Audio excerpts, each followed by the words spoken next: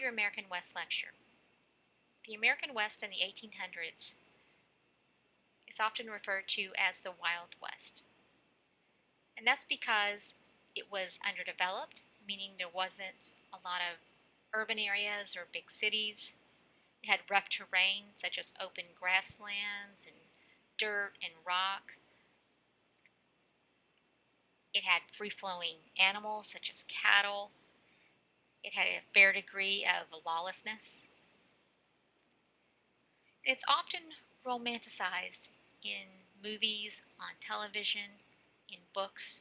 Oftentimes you have the singing cowboy or the rough and tough cowboy.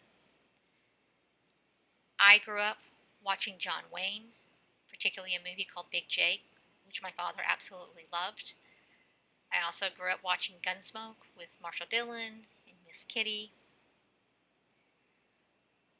So people often get more of a romanticized vision of what the American West was, rather than what it really was. So in this lecture, I want you to understand how the American West was developed. The American West was comprised of an eclectic group of people. You have African Americans, you have women, Mexicanas and Mexicanos, Mormons, Indians, and Chinese.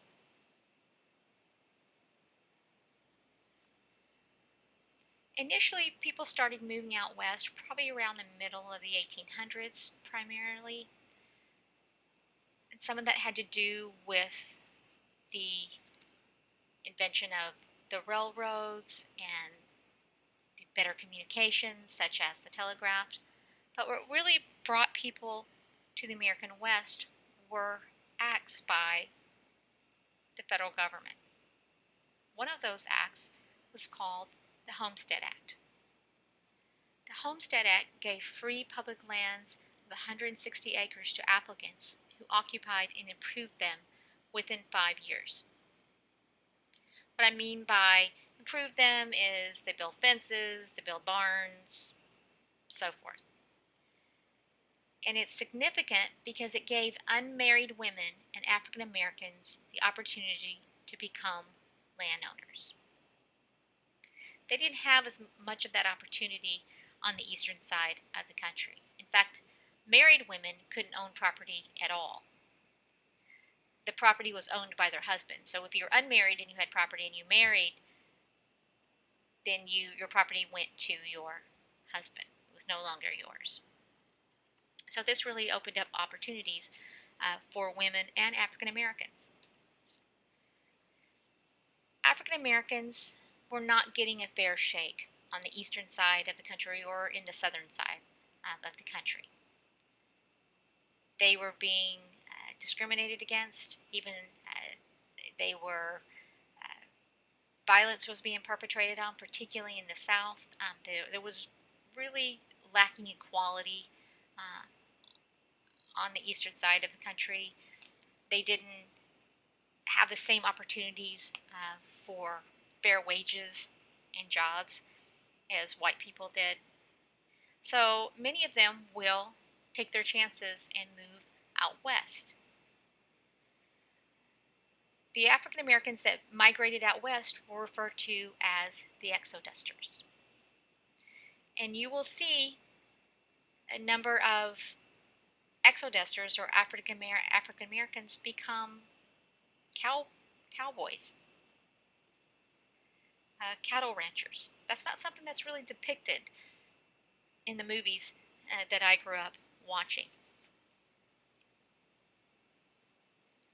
Another act that was implemented was called the Morrill Act.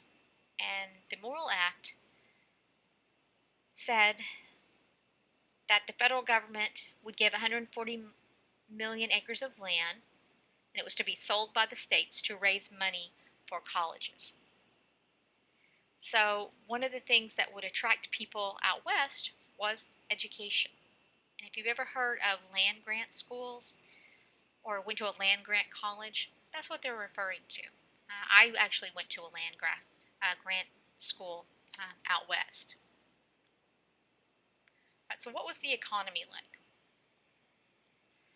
It generally consisted of mining, ranching, agriculture slash farming.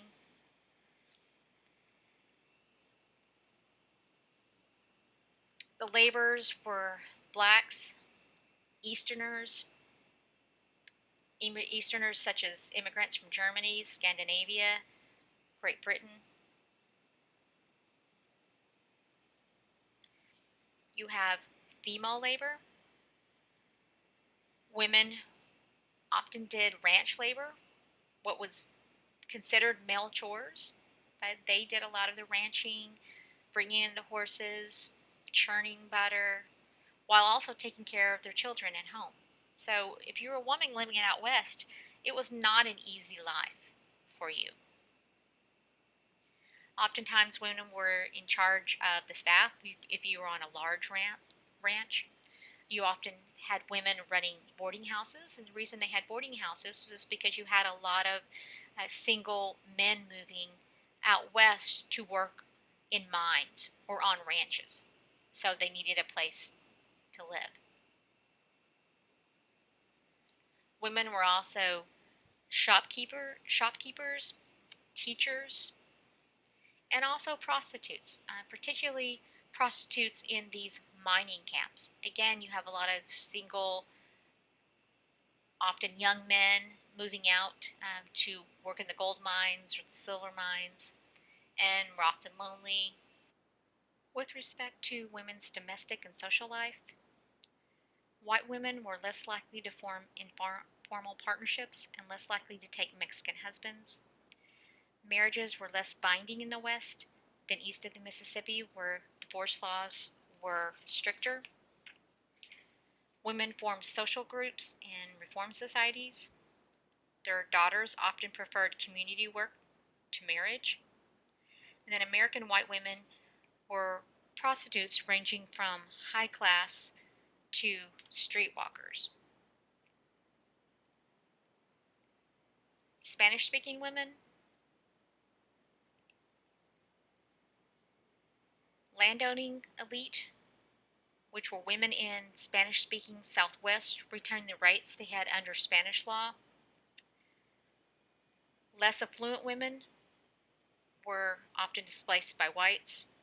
Many Mexicana and Mexicanos became uh, migrant workers. You had communal villagers. Villages throughout the Southwest were founded on communal rights granted by the Mexican government. Mexicanas in these villages were responsible for running their household and farming small gardens. Mexican women might work in groups or domestic chores. Many Mexican women cohabitated with men in informal unions. Elite Spanish, which were women who were of pure Spanish blood. In other words, they weren't mestizos, which is a combination or a mixture of Spanish and American Indian.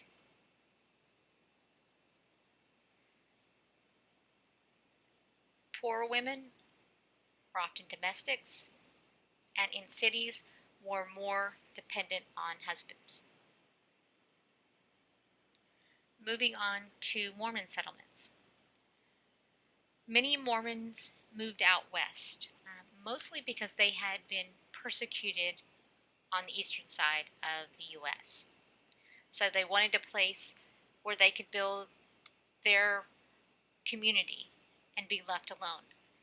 Part of the issue was they believed in, at that time anyway, they believed in plural marriage, and then that did not sit well with many people. So they moved out west. They will eventually get rid of plural marriage, and they will often, they're not necessarily left alone. They will often interact, of course, with everyone else living out west. Indians. By this time, Indians had been moved to reservations. thanks to President Andrew Jackson and his Indian Removal Act of 1830. Much of their culture and way of life was gone. Buffalo was extinct. Now, this is going to cause a lot of conflict between the Indians and the federal government. This removal of their culture and their way of life.